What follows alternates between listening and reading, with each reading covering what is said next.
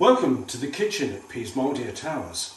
Now, I have here a much promised cookery test into a Fanny Cradock recipe. Now, Fanny Cradock was a British chef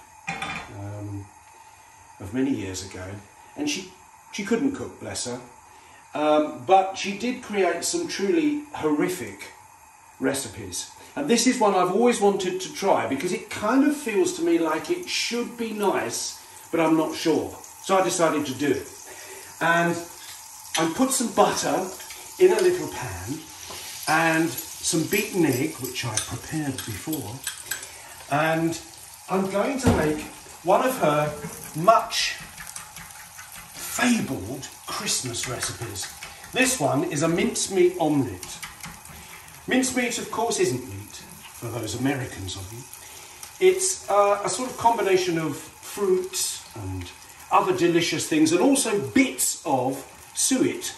So if you don't cook it properly, you'll end up with lumps of lard, effectively, in your omelette. Of course, that wouldn't have bothered Fanny Cradock with her filthy fingernails and her dirty habits, but it does bother me. So there we go. I've cooked the first part of the omelette, and I'm now going to put in, this is the mincemeat, from an ordinary co-op jar, and I'm going to plonk it in the middle of this omelette. Please try not to heave, because I can hear you gagging as I mix it in. And I'm going to cook it through as much as I can, but if you zoom in there, you can actually see the little bits of suet in those white lumps. They're not maggots. They are, mind you, if it's Fanny Cradock, they very possibly could have been maggots. But they are in fact pieces of suet. So there is the omelette, the mincemeat in there. I'll give it a little shake, cooking up lovely. And I'm going to do a taste test at the Peasmaldia table as soon as this is cooked. So you'll get an instant reaction, and there is a bucket under the table just in case.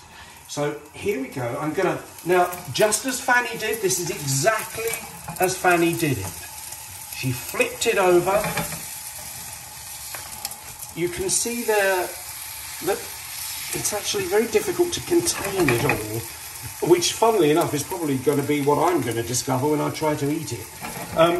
So I'm going to flip it over once more, and now I'm going to decant it onto the plate. Add into the Peasmaldia sink, turn the gas off, and then I'm going to dust it with icing sugar. I can pretty much guarantee that not many people would have ever thought of dusting an omelette with icing sugar. And now, the taste test. I can just see you all gagging to wish that you were here at this momentous occasion. Poor Fanny, bless her, married 4 times. 2 times bigamously, 2 later ones, and never actually married to Johnny, which a lot of people might not know. You ready?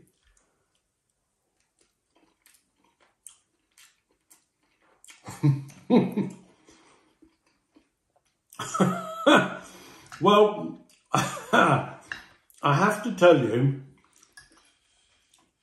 it is... I wouldn't say it was revolting.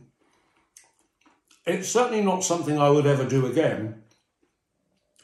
It's very odd, which of course fits with everything that Fanny Cradock did. She was very odd, and along with her blue potatoes, green eggs, and other revolting concoctions, the poor woman, this seems to fit perfectly. Actually, this is my 3rd mouthful, so it can't possibly be that bad. No, actually it is. Why? Anyway, that's my Fanny Cradock Cooks for Christmas taste test. Bye-bye.